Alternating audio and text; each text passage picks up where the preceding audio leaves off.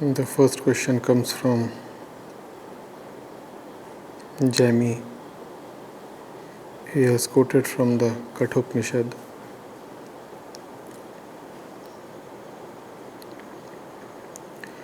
Nachiketa said, "That which you see as other than righteousness and unrighteousness, other than all this cause and effect, other than what has been and what is to be, tell me that." Yama said, "The goal which all the Vedas declare, which all austerities aim at, and which all men desire when they lead the life of continence, I will tell you briefly. It is Om. This syllable Om is indeed Brahman. This syllable is the highest. Whosoever knows this syllable obtains all that he desires. This is the best support, and this is the highest support. Whosoever knows this support is adored in the world of Brahma." So, Jami is asking, "Dear Acharya Ji, can you please elaborate on what the Rishi refers to as Om and what he means by Om being the best and highest support? Thank you for your guidance." Deepest gratitude, Jami.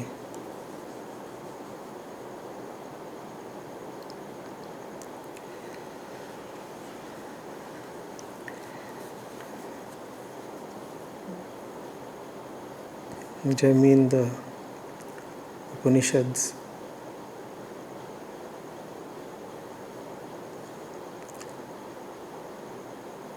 Om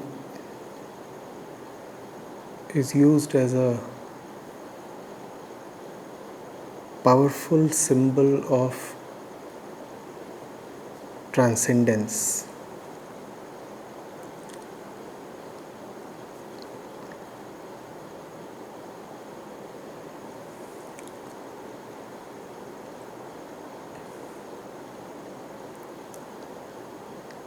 It consists of three sounds: A, U, and Ma. These correspond to the three states of consciousness.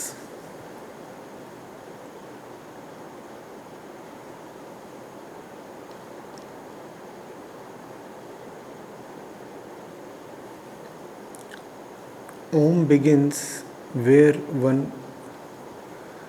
currently is. Obviously, there can be no other place to begin with. You can only begin from where you are. So, Om begins with A, which is your current state of consciousness. What is your current state of consciousness? The one in which you perceive the facts of the world, the one which you call as the waking state of consciousness, the one in which you perceive yourself as the body, are body identified, and the body is the consumer of the various objects in the world. That is A. A is the beginning.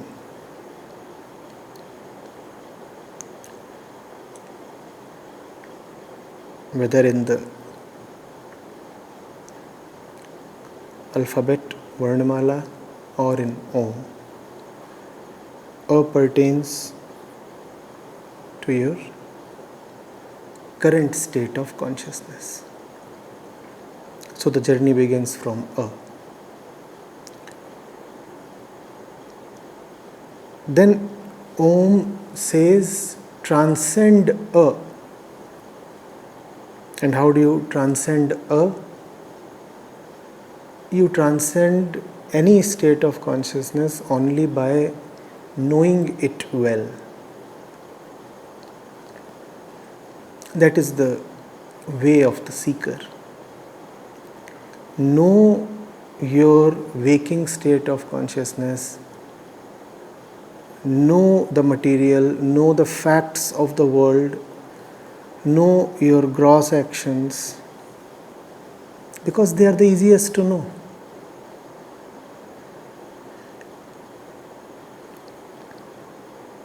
The world is perceivable. Your actions too are perceivable. Know them. A refers to your most easily accessible layer of consciousness, the most superficial layer of consciousness, and hence A is most easily available to be known.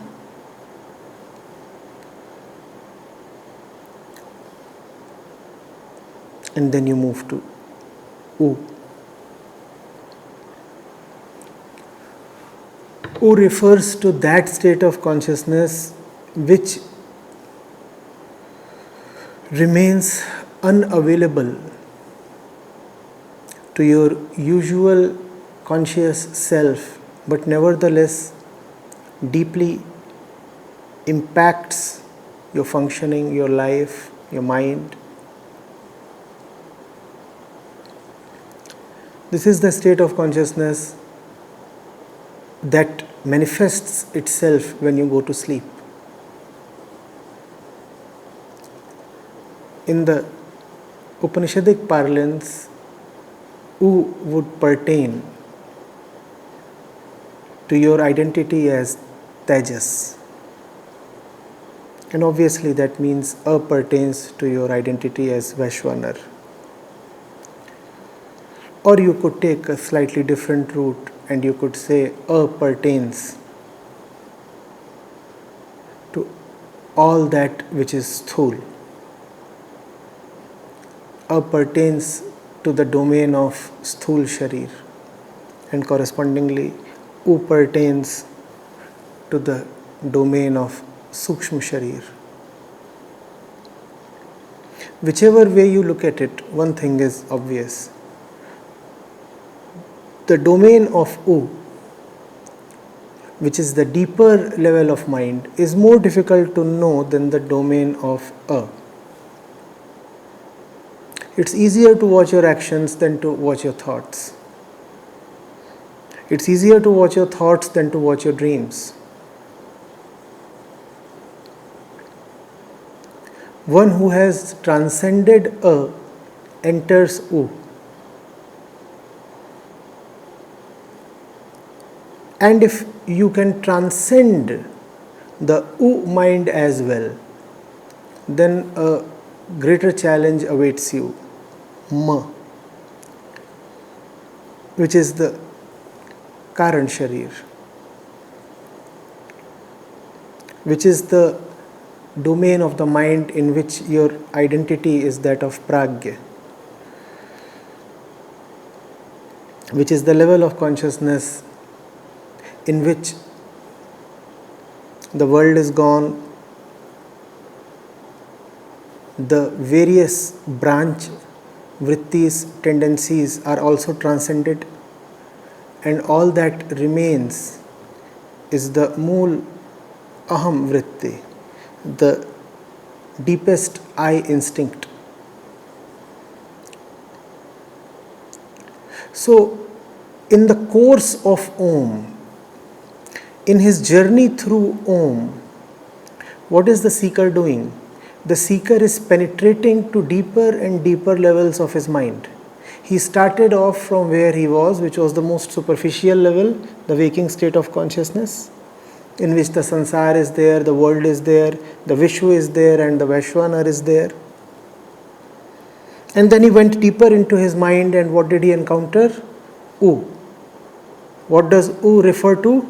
All the stuff that you do not usually come to see.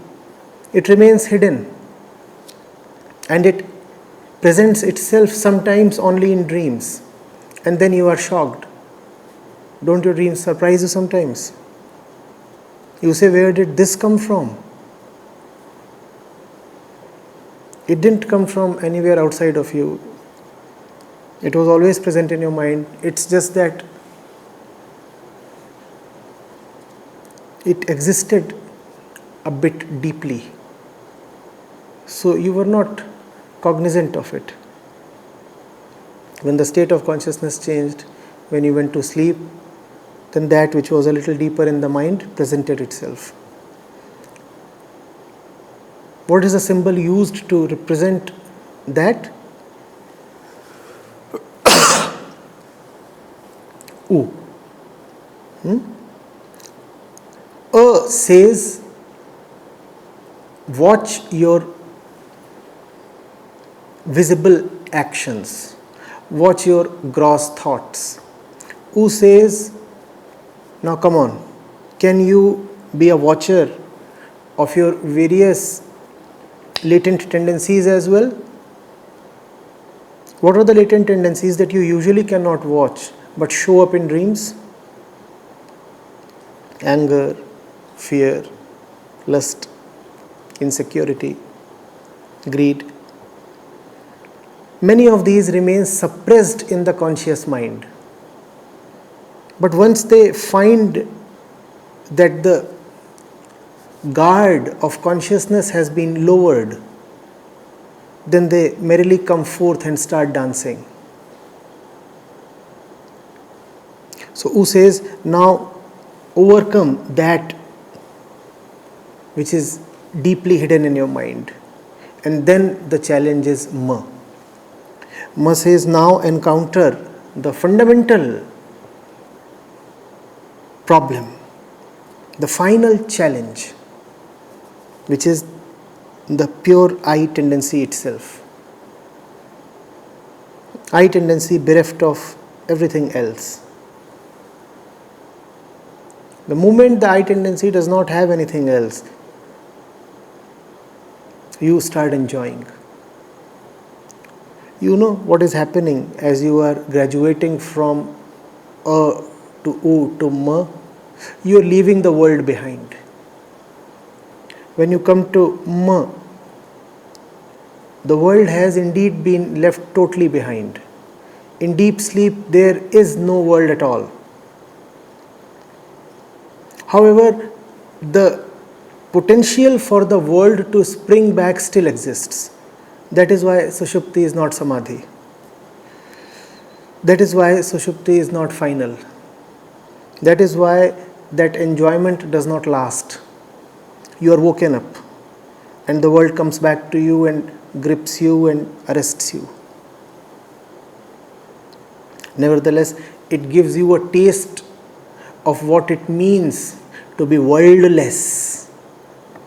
That is why deep sleep is so relaxing. You become worldless. The world is gone, and because the world is gone, you are in bliss. Ma says, overcome this bliss also.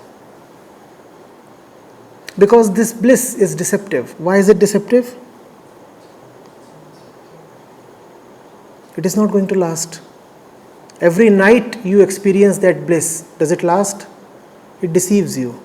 So Ma says that even the blissful experiences that you get in the path of spirituality have to be overcome. All great experiences are a barrier. Ma is the most blissful experience you can ever get. There is no experience more relaxing, more soothing, more tempting than the experience of deep sleep.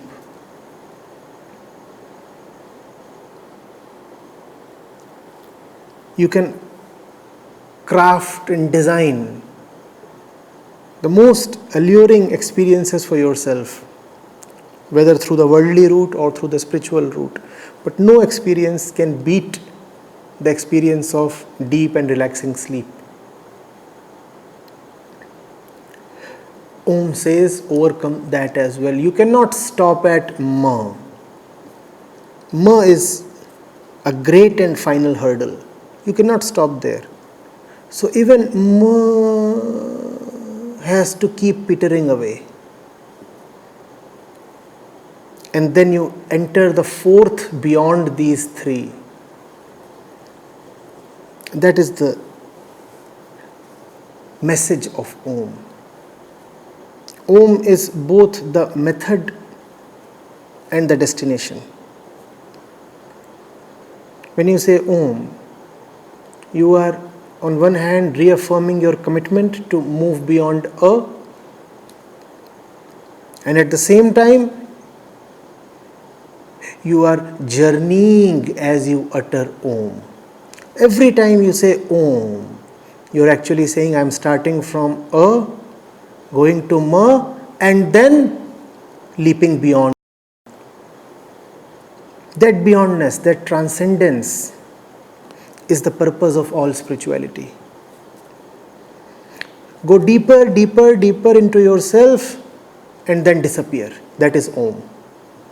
A, U, Ma, and then gone. Nothing. So Om resonates. There is an echo, and then nothing is left. The echo keeps getting fainter. The world is going, gone. That is Om. A, U, Ma,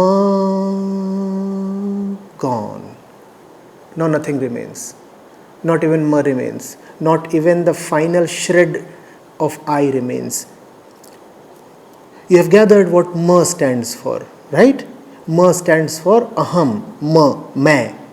Aham, the final I tendency.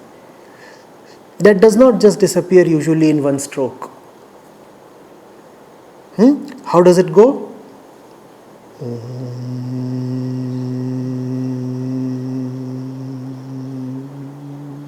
This is you melting away. This is your own disappearance.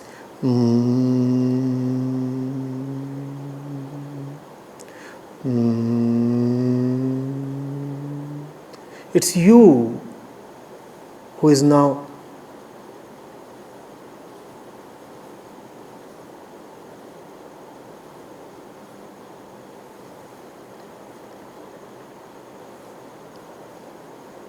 that is the reason why the worship of Om and repeated recitation of Om has so much been advised and favored.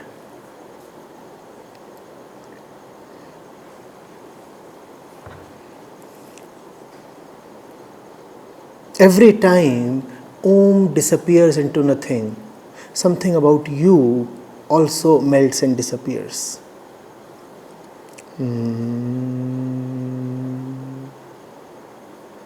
Where did the sound go? Where did the sound go?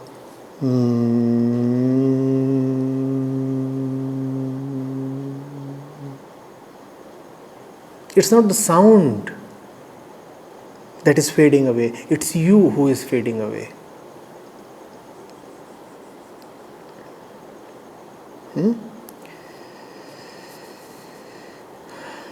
You are asking, what does the Rishi refer to as Om?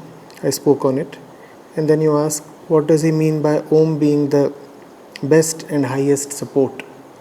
When you are stuck in what does refer to?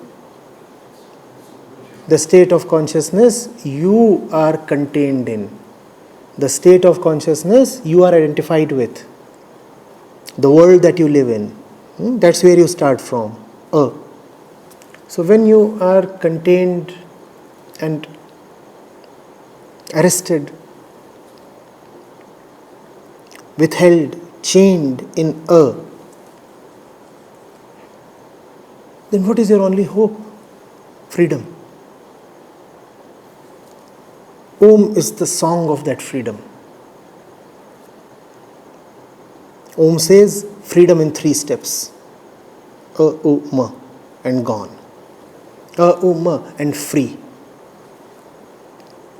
Therefore, the rishis are saying that Om is your best and highest support. Because after all, what support does a prisoner need? What is the only support that a prisoner wants? That which will take him to freedom. So Om is the route. Om is the method. Om is the way. Om is the reminder. You are at A, but you need not stay at A. Move deeper into yourself, deeper into yourself. The more you will know yourself, the more you will be free of yourself. Knowledge of self is freedom from the self. And finally, the knower of the self himself vanishes, dissolves away. Getting it?